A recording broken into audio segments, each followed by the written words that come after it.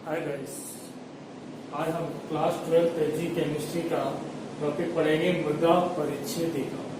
देखो, मृदा परिच्छेदिका ये हमने आज जो बोर्ड पे पहले से इसलिए लिख दिया है क्योंकि ज्यादा समय न देते हुए हम कम समय में इतना टॉपिक पढ़ सके। तो मृदा परिच्छेदिका क्या है? मृदा का ऊर्ध्वाधर काट जब काटते हैं तो ऊपरी धरातल से मूल पदार्थ, क्योंकि ऊपर के भाग में जो संस्तर होती है ना मृतिका, तो ऊपर की काट काटने पर ऊपरी धरातल से मूल पदार्थ है विभिन्न परतें मृदा के कैसे दिखाई देती हैं? समानांतर दिखाई देती हैं। उन्हें हम क्या कहते हैं? संस्तर या परतें कहते हैं। क्या कहते हैं उन्हें? संस्तर या परतें। और उन सभी संस्तरों को सम्मिलित रूप से हम क्या कहते हैं? मृदा परिच्छेदिका। देखो, चार तरह से इसका वितरण किया जाता है। संस्तरों का चार तरह से वितरण किया गया है। किसमें? ओ, ए, बी और सी। और जो निचली जो परत होती है सबसे नीचे की, जो कठोर चट्टानों के रूप में होती है, जिसे कहते हैं आर रो। देखो, चार जो भागों में इसका वितरण कर रहे हैं इन संस्तरों का या परतों का। चार संस्तर कौन से होते हैं? ऊपरी संस्तर जो होता है, जैसे पेड़ पौधे जहां पर मतलब मृदा के ऊपरी भाग में जो उगते हैं, तो उसका जो निचली संस्तर होता है वो संस्तर या परत। उसके दो भाग होते हैं, O1 व O2।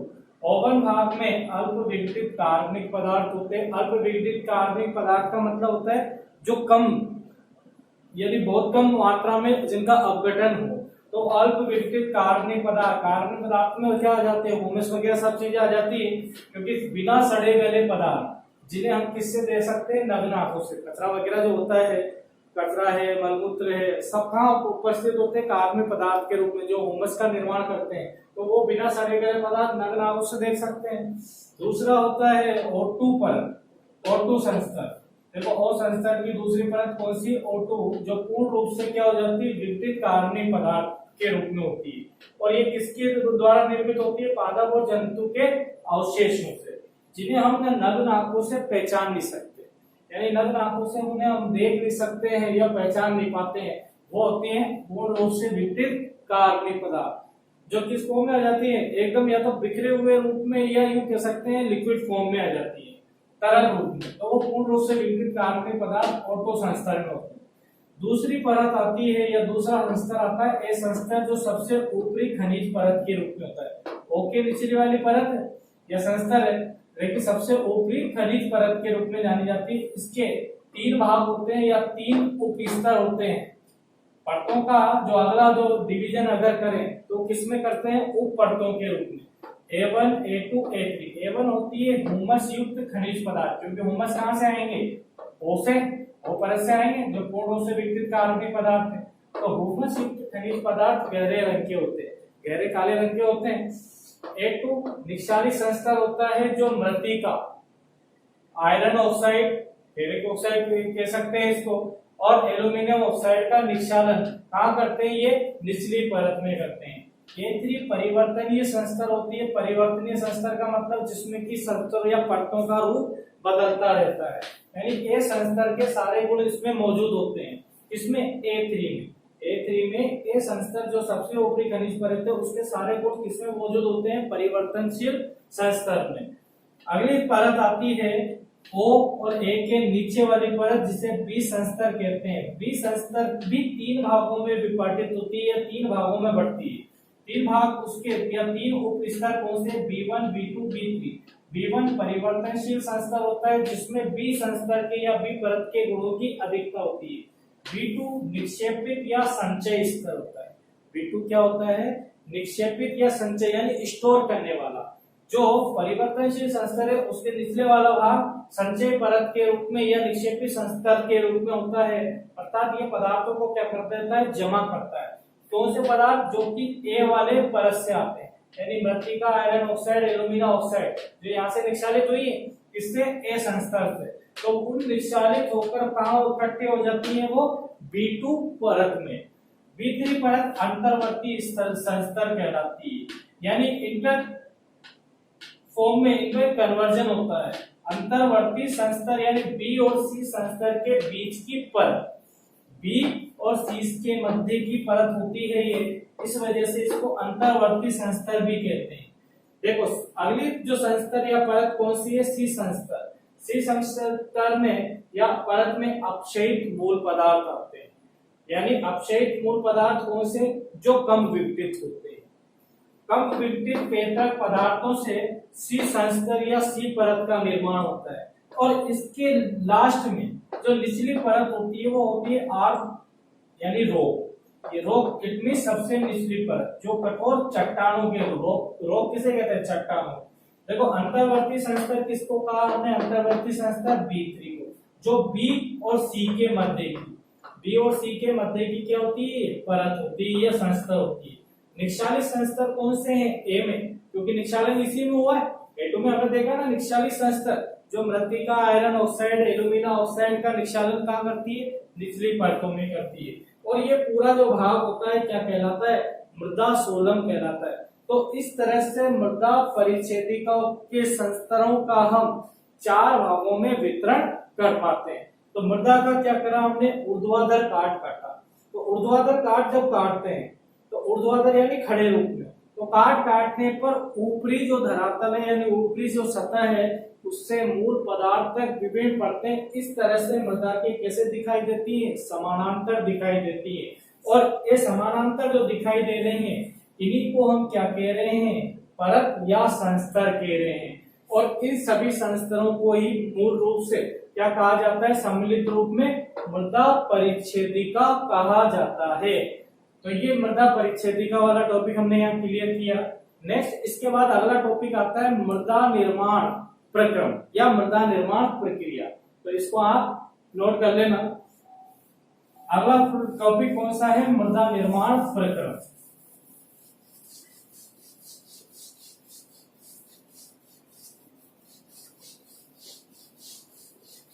देखो मृदा निर्माण प्रक्रम की बात करें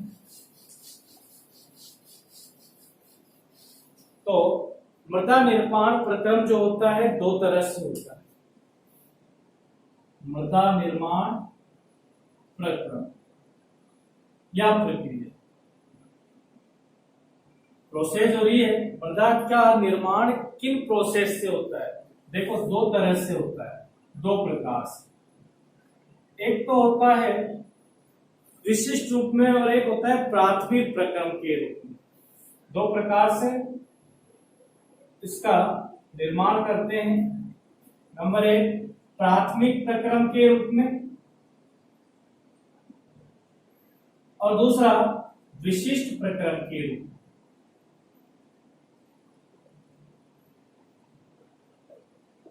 देखो प्राथमिक प्रक्रम क्या होता है? प्राथमिक प्रक्रम का मतलब होता है मृदा में विशेष प्रकार के क्या मिलते हो? संस्तर। प्राथमिक प्रक्रम का अर्थ ही क्या है? जिसमें विशेष प्रकार के क्या मिलते हो? संस्तर मिलते हो। तो इसमें मृदा में प्राथमिक प्रक्रम में मृदा में विशेष प्रकार के संस्तर होते हैं या परतें होती है। विशेष प्रकार के संस्तर होते हैं।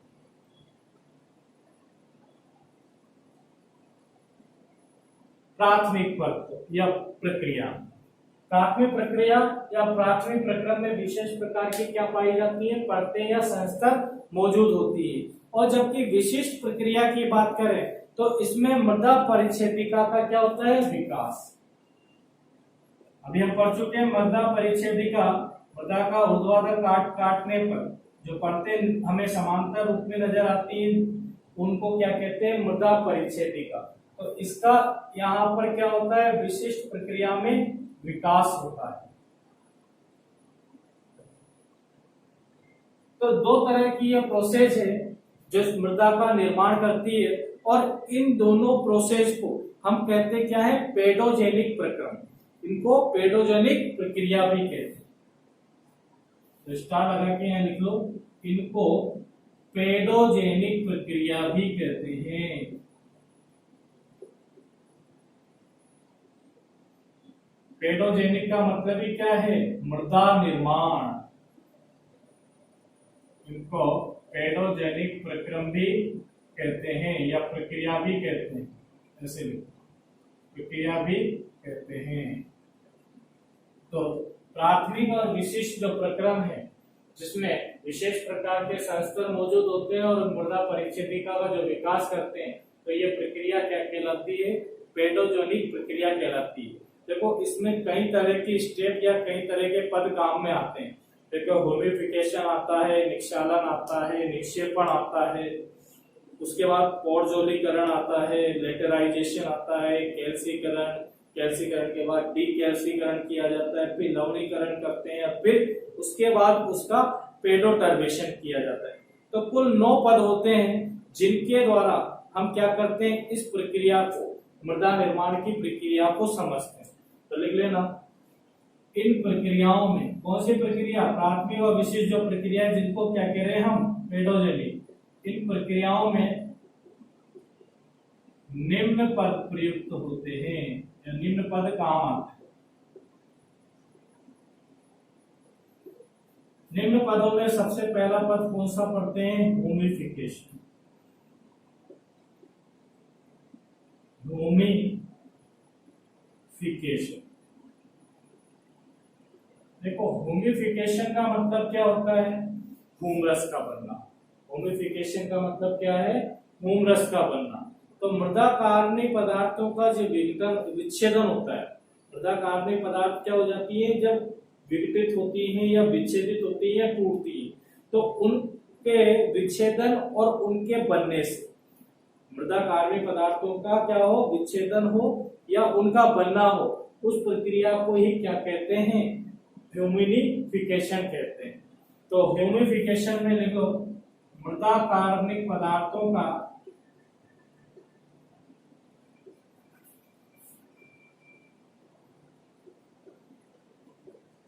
विच्छेदन एवं संश्लेषण,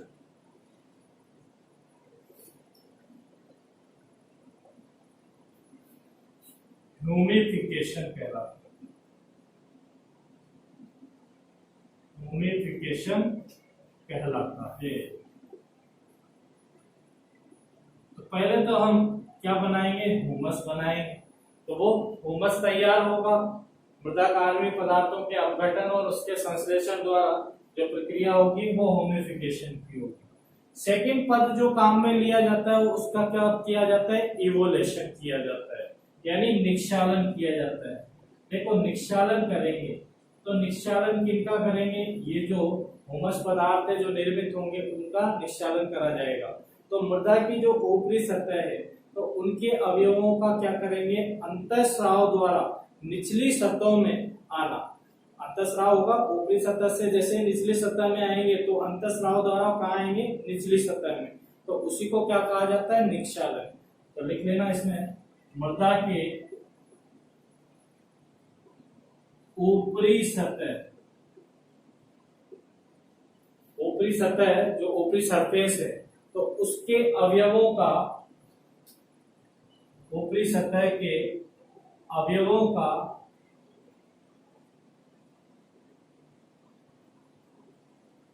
निचले संस्तरों में, निचले संस्तरों में आना, निचले संस्तरों में आना। ऊपरी सतह के जो अवयव होते हैं उनका किस में आना, निचली परतों में आना। तो निचली सतहों में आते हैं तो वही क्या कहलाता है, निक्षालन कहलाता है, निक्षालन कहलाता है। ये निक्षालन की बात हो गई। तीसरा पद कौन सा आता है इस प्रक्रिया का, वो आता है निक्षेपण। देखो निक्षालन करने के बाद उसका निक्षेपण किया जाता है। कार्बनिक या अकार्बनिक जो अवयव है उनको निचले संस्तरों में पहुंचकर जब जमा होना प्रारंभ हो जाते हैं, कार्बनिक व अकार्बनिक पदार्थ क्या होते हैं, जब निक्षालित हो जाते हैं तो निक्षालित होने के पश्चात उन अवयवों का निचले स्तर में या निचली परत में पहुंचकर जमा होना क्या कहलाता है, निक्षेपण कहलाता है। निक्षेपण कार्बनिक व अकार्बनिक, कार्बनिक व अकार्बनिक अवयवों का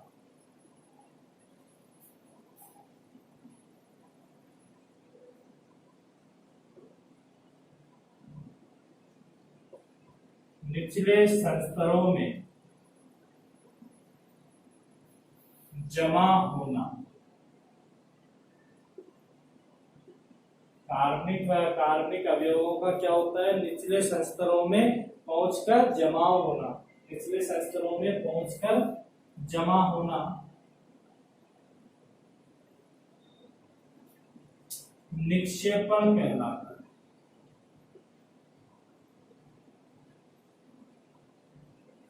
निचले संस्तरों में पहुंचकर जमा हो जाते हैं तो वही क्या कहलाता है, निक्षेपण कहलाता है। उसके बाद अगली प्रक्रिया कौन सी आती है, पोडजोलीकरण। पोडजोलीकरण, देखो करण का अर्थ होता है जुड़ना, करण का अर्थ क्या होता है, जुड़ना। तो पोडजोलीकरण क्रिया में ह्यूमस वगैरह जो है, जो कि ह्यूमिफिकेशन से प्राप्त होते हैं, और इसके अलावा सेसक्विक ऑक्साइड वो ऊपरी सतह से बहकर कहां जाते हैं, निचली परतों में। तो वो क्रिया क्या कहलाती है, पोडजोलीकरण। सेसक्विक ऑक्साइड जो होता है एक तरलीय रूप में होगा, जो ह्यूमस के साथ मिश्रित होकर कहां चले जाएगा, निचले संस्तरों में या निचली परतों में। तो इस प्रक्रिया में लिख लेना, इस प्रक्रिया में ह्यूमस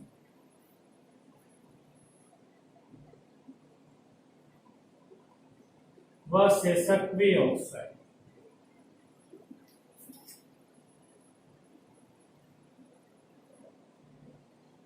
बहकर कहां चले जाते हैं, निचले संस्तरों में। ऊपरी सतह से बहकर निचली सतह में जमा हो जाते, निचली सतह में क्या हो जाएंगे, इकट्ठा हो जाएंगे या जमा हो जाते हैं। निचली सतह में आकर जमा होना क्या कहलाता है, पोडजोलीकरण कहलाता है। ऊपरी सतह से बहकर ये ह्यूमस व सेसक्विक ऑक्साइड कहाँ जाते हैं, निचली सतह में आकर जम जाते हैं। वो प्रक्रिया क्या कहलाती है, पोडजोलीकरण कहलाती है। इसके बाद अगली स्टेप आती है लेटराइजेशन।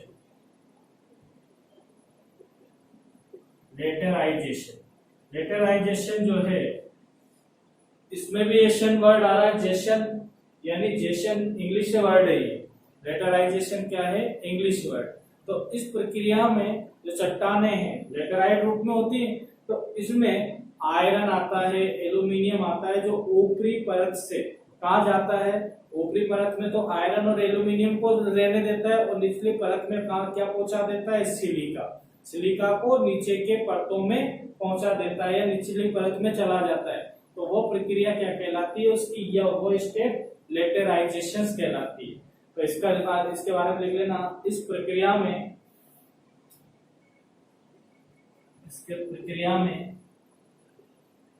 आयरन व एल्यूमिनियम ऊपरी परत तथा सिलिका को हम क्या कहते हैं, रेत या मिट्टी। सिलिका क्या है, रेत या मिट्टी। तो सिलिका जो होगी वो कहां चली जाएगी, जिसका द्रव्यमान भारी होगा वो नीचे। तो सिलिका का कहां जाना, नीचे की परत में चला जाना, सिलिका का नीचे के संस्तर में चला जाना।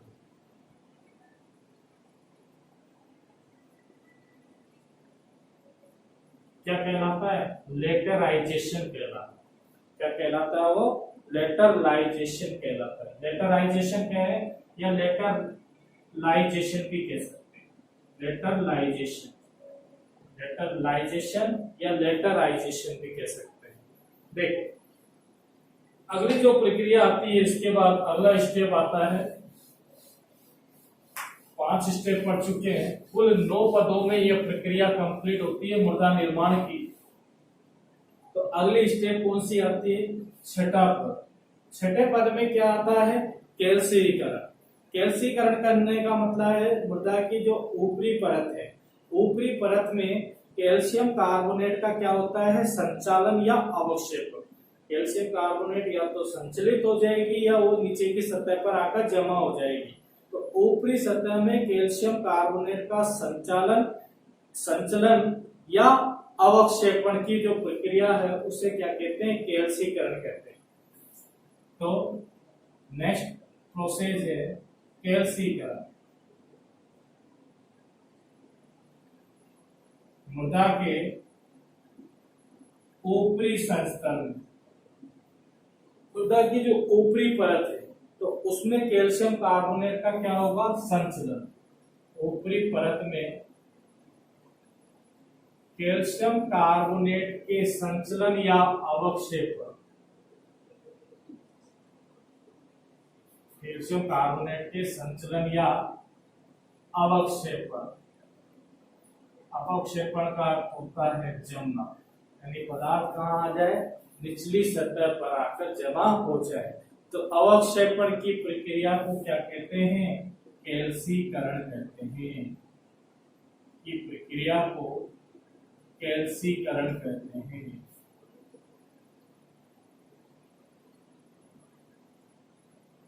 तो यहाँ तो कैल्शियम कार्बोनेट का जमाव हो रहा है, इसलिए उसे क्या कह रहे हैं, कैल्सीकरण। अब कैल्शियम कार्बोनेट जमा हो गया तो कैल्सीकरण, और अगर निकलेगा तो कहेंगे क्या, डीकैल्सीकरण। तो अगला पद में क्या कर देंगे, उस कैल्शियम कार्बोनेट को निक्षालित कर देंगे, तो वो कहलाएगी डीकैल्सीकरण। नाम से ही प्रतीत हो रहा है, कैल्सीकरण यानी कैल्शियम कार्बोनेट का जमाव होना या अवक्षेपण होना, और डीकैल्सीकरण यानी कैल्शियम कार्बोनेट का निष्कालन होना, यानी पूर्ण रूप से कैल्शियम कार्बोनेट निष्कासित हो जाए। तो मृदा संस्तरों से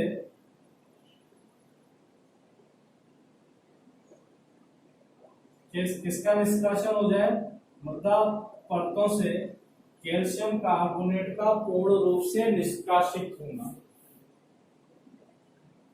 पूर्ण रूप से निष्कासन होना या मुक्त होना, क्या कहलाएगा, डीकैल्सीकरण। कैल्शियम कार्बोनेट का क्या हो रहा है, यहाँ पर निक्षालन हो रहा है या निष्कासन हो रहा है, तो वही प्रक्रिया क्या कहलाती है, डीकैल्सीकरण। अब क्या बचती है, एक तो बचती है लवणीकरण और एक बचती है पेडोटर्बेशन। तो नेक्स्ट प्रक्रिया कौन सी आती है अगली, लवणीकरण। लवणीकरण का मतलब लवण का निर्माण। लवणीकरण का मतलब क्या होता है, लवण का निर्माण। तो मृदा की जो पृष्ठ परत है, पृष्ठ सतह, तो उसमें कौन आके जमा हो जाए, साल्ट। और साल्ट जो प्रिपेयर करते हैं वो हेलोजन तत्व करते हैं। 11th क्लास में पढ़ा है हमने, 17वें वर्ग के सदस्य या 17वें वर्ग के जो समूह के तत्व हैं, क्लोरीन, ब्रोमीन, आयोडीन, फ्लोरीन, वो धातु के साथ क्रिया करके क्या बनाती है, लवण बनाती है। तो मृदा के पृष्ठ संस्तर जो है उसमें सोडियम क्लोराइड लवण है, तो सोडियम क्लोराइड, सोडियम सल्फेट का जमा होना ही क्या कहलाता है, लवणीकरण कहलाता है। तो देखिए मृदा के पृष्ठ संस्तर पर, मृदा के पृष्ठ परत पर क्या जमा हो जाए, सोडियम क्लोराइड व सोडियम सल्फेट, जिन्हें हम क्या कहेंगे, लवण। तो इनका क्या हो जाता है, जमा होना, सोडियम सल्फेट का जमा होना क्या कहलाएगा, लवणीकरण कहलाता है।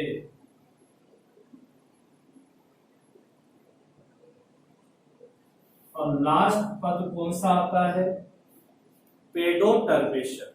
पेडोटर्बेशन में मृदा की जो विभिन्न विकसित परतें होती हैं वो आपस में क्या हो जाती है, मिश्रित हो जाती है, मिल जाती है। मृदा की जो विभिन्न परतें जो विकसित हैं, तो विकसित परतों का आपस में मिल जाना या मिश्रित हो जाना क्या कहलाता है, मृदा निर्माण, पेडोटर्बेशन कहलाता है। लेकिन पेडोटर्बेशन,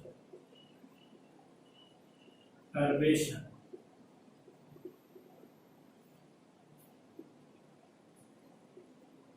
तो क्या बताया हमने, पेडोटर्बेशन मृदा निर्माण की जो विभिन्न विकसित जो परतें हैं वो आपस में क्या हो जाए, मिश्रित हो जाए।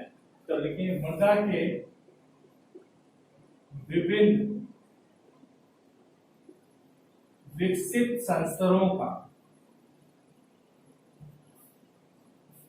विभिन्न विकसित संतरों का आपस में मिश्रित होना, आपस में मिश्रित होना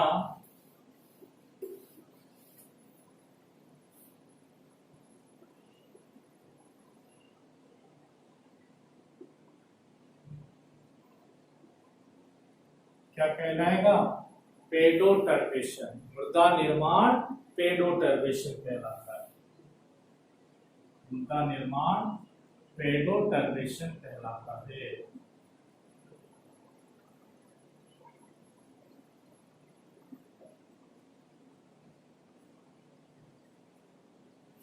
ठीक है, तो इन 9 पदों में जाकर हम मृदा निर्माण की प्रक्रिया को पूर्ण करते हैं। तो मृदा निर्माण इस तरह से होता है, पहले ह्यूमिडिफिकेशन होगा, फिर निक्षालन, उसके बाद निक्षेपण होगा, फिर उसका पौध जलीकरण होगा, यानी ह्यूमस यानी कार्बनिक पदार्थ जो है और साथ में सेसल्फेट ऑक्साइड वो ऊपरी सतह से बहकर कहाँ जाएगा? निचली सतह में आकर जमा हो जाएगा, वो प्रक्रिया पौध जलीकरण। फिर उसका लेटरलाइजेशन होगा। लेटरलाइजेशन में आयरन व एल्यूमिनियम तो ऊपरी परत में रहेंगे, जबकि सिलिका कहाँ चला जाएगा? निचली परत में चला जाएगा। फिर कैल्सीकरण यानी कैल्शियम कार्बोनेट का जमाव, अवक्षेपण हो जाएगा कैल्शियम कार्बोनेट का, तो अवक्षेपण की प्रक्रिया कैल्सीकरण। डीकैल्सीकरण में कैल्शियम कार्बोनेट पूर्ण से मुक्त हो जाएगा। लवणीकरण में लवण का निर्माण होगा। लवणीकरण का मतलब लवण का निर्माण। लवण का निर्माण जो होगा कहाँ होगा? मृदा की पृष्ठ सतह पर। तो पृष्ठ सतह पर लवण जम जाएगा, sodium chloride, sodium sulphate, calcium chloride, magnesium chloride, इन रूपों में जमता है, तो वो लवण के रूप में जमा हो जाते हैं। तो वो लवणीकरण पे उसके बाद लास्ट स्टेप में होता है इसका पेडोटर्बेशन, यानी विभिन्न विकसित जो परतें हैं उनको आपस में मिल जाना या मिश्रित हो जाना ही क्या कहलाता है? मृदा निर्माण पेडोटर्बेशन कहलाता है। तो ये हमने क्या पढ़े? मृदा निर्माण के प्रक्रम पढ़े। अब इसके बाद हमारे क्या शेष बचता है इस टॉपिक में? मृदा निर्माण को प्रभावित करने वाले कारक। Thank you.